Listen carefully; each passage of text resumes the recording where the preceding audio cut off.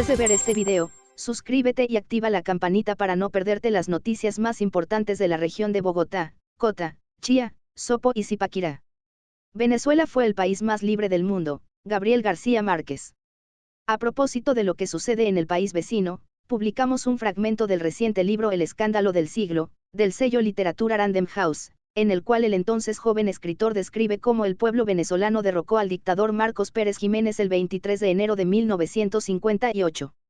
Fue ese año 1955, en París, cuando oí por primera vez el nombre de Fidel Castro.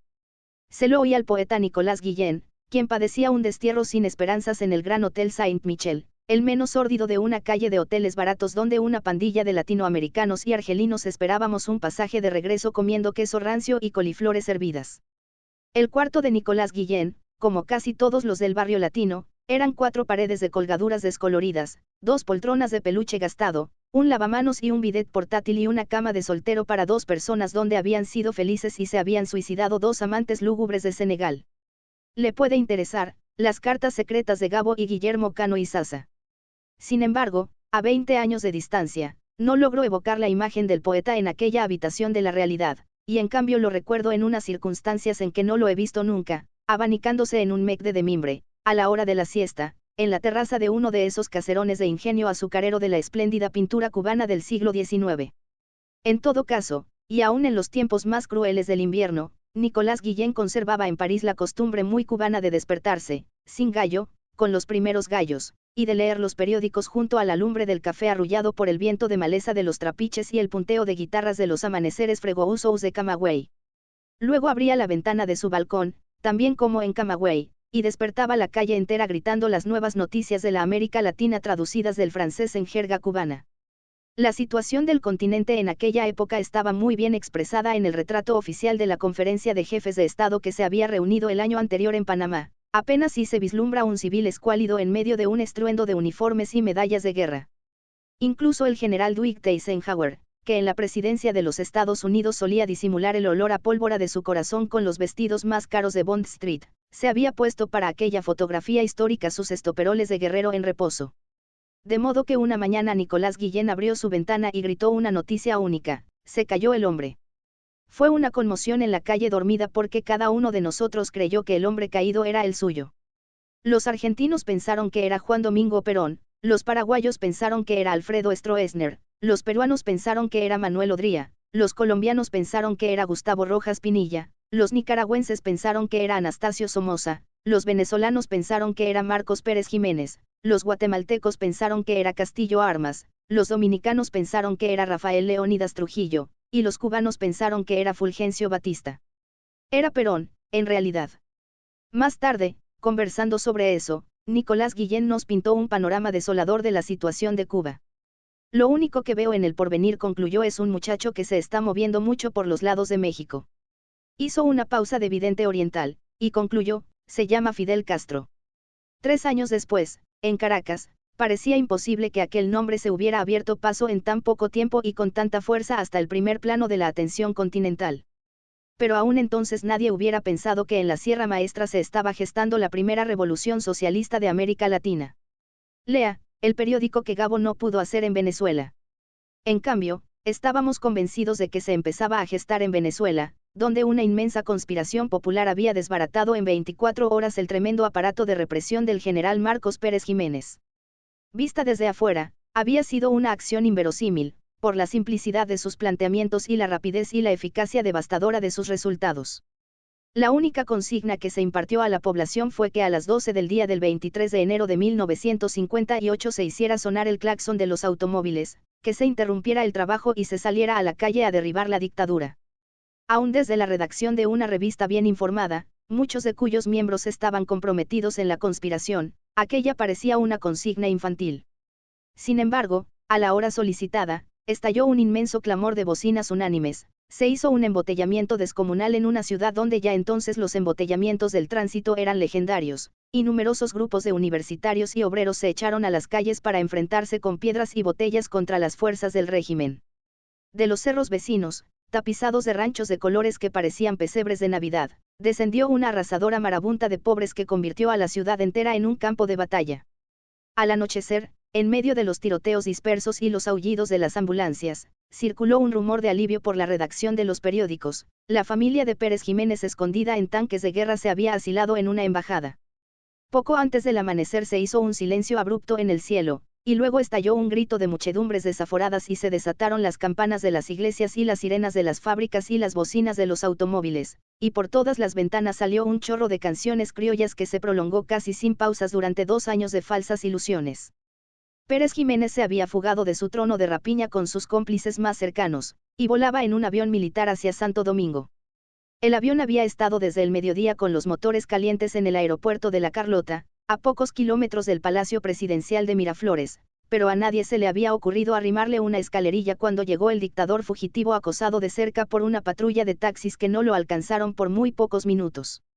Pérez Jiménez, que parecía un nene grandote con lentes de carey, fue izado a duras penas con una cuerda hasta la cabina del avión, y en la dispendiosa maniobra olvidó en tierra su maletín de mano. Era un maletín ordinario, de cuero negro, donde llevaba el dinero que había ocultado para sus gastos de bolsillo, 13 millones de dólares en billetes. Desde entonces y durante todo el año de 1958, Venezuela fue el país más libre de todo el mundo. Parecía una revolución de verdad. Cada vez que el gobierno vislumbraba un peligro, acudía al pueblo de inmediato por conductos directos, y el pueblo se echaba a la calle contra cualquier tentativa de regresión. Las decisiones oficiales más delicadas eran del dominio público. No había un asunto de Estado de cierto tamaño que no fuera resuelto con la participación de los partidos políticos, con los comunistas al frente, y al menos en los primeros meses los partidos eran conscientes de que su fuerza se fundaba en la presión de la calle. Si aquella no fue la primera revolución socialista de la América Latina, debió de ser por malas artes de cubileteros, pero en ningún caso porque las condiciones sociales no hubieran sido las más propicias. Entre el gobierno de Venezuela y la Sierra Maestra, en Cuba, se estableció una complicidad sin disimulos. Los hombres del movimiento 26 de julio destacados en Caracas hacían propaganda pública por todos los medios de difusión, organizaban colectas masivas y despachaban auxilios para las guerrillas con la complacencia oficial. Los universitarios venezolanos, que habían tenido una participación aguerrida en la batalla contra la dictadura, les mandaron por correo a los universitarios de La Habana unas bragas de mujer. Los universitarios cubanos disimularon muy bien la impertinencia de aquella encomienda triunfalista, y en menos de un año, cuando triunfó la revolución en Cuba, se las devolvieron a los remitentes sin ningún comentario. La prensa de Venezuela, más por la presión de las propias condiciones internas que por la voluntad de sus dueños, era la prensa legal de la Sierra Maestra. Daba la impresión de que Cuba no era otro país, sino un pedazo de la Venezuela libre que aún estaba por liberar.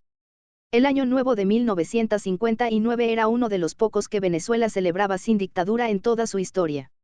Mercedes y yo, que nos habíamos casado por aquellos meses de júbilo, regresamos a nuestro apartamento del barrio de San Bernardino con las primeras luces del amanecer, y encontramos que el ascensor estaba descompuesto. Subimos los 6 pisos a pie con estaciones para descansar en los rellanos, y apenas habíamos entrado en el apartamento cuando nos estremeció la sensación absurda de que se estaba repitiendo un instante que ya habíamos vivido el año anterior. Un grito de muchedumbres desaforadas se había alzado de pronto en las calles dormidas, y se desataron las campanadas de las iglesias y las sirenas de las fábricas y las bocinas de los automóviles, y por todas las ventanas salió el torrente de arpas y cuatros y voces entorchadas de los joropos de gloria de las victorias populares. Era como si el tiempo se hubiera vuelto a la inversa y Marcos Pérez Jiménez hubiera sido derribado por segunda vez.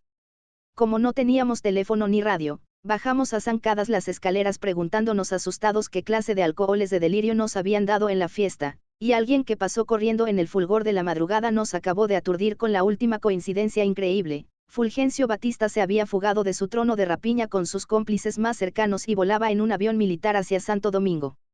2 semanas más tarde llegué a La Habana por primera vez. La ocasión se me presentó más pronto de lo que esperaba, pero en las circunstancias menos esperadas.